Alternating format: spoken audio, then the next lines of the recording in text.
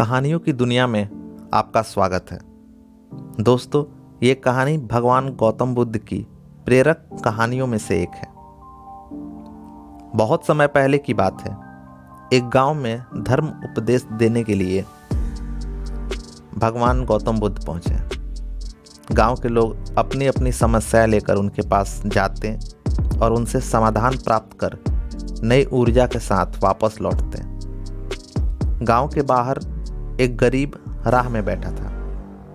बुद्ध के पास आते जाते लोगों को निहारता रहता था। उसने देखा कि दुखी चेहरे और भारी कदमों के साथ लोग भगवान गौतम बुद्ध के शिविर में जाते और नई ऊर्जा के साथ चेहरे पर खुशी व आनंद लिए वापस लौटते। गरीब ने सोचा, क्यों ना मैं भी भगवान के पास अपनी समस्या लेकर जाऊं। यह सोचकर हिम्मत करके वह शिविर की ओर चल पड़ा। शिविर में एक एक कर क्रमबद्ध तरीके से व्यक्ति को प्रवेश मिलता है, इसलिए वह अपनी बारी का प्रतीक्षा करने लगा। कुछ देर बाद उसकी भी बारी आई।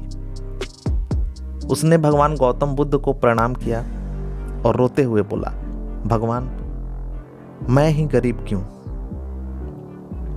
भगवान बुद्ध मुस्कुराए और बोले, तुमने कभी किसी को दिया ही नहीं, इसलिए गरीब हो।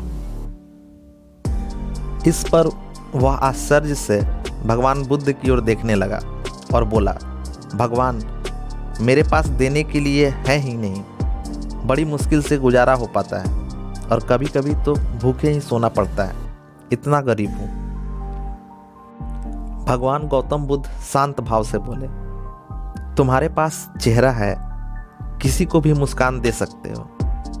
तुम्हारे पास मुंह है, किसी की प्रशंसा भरे कुछ शब्द दे सकते हो। जो हाथ तुम्हारे पास है, किसी की भी मदद कर सकते हो। देखो तो और भी कई चीजें हैं तुम्हारे पास, जिससे दूसरों को कुछ ना कुछ तो जरूर दे सकते हो।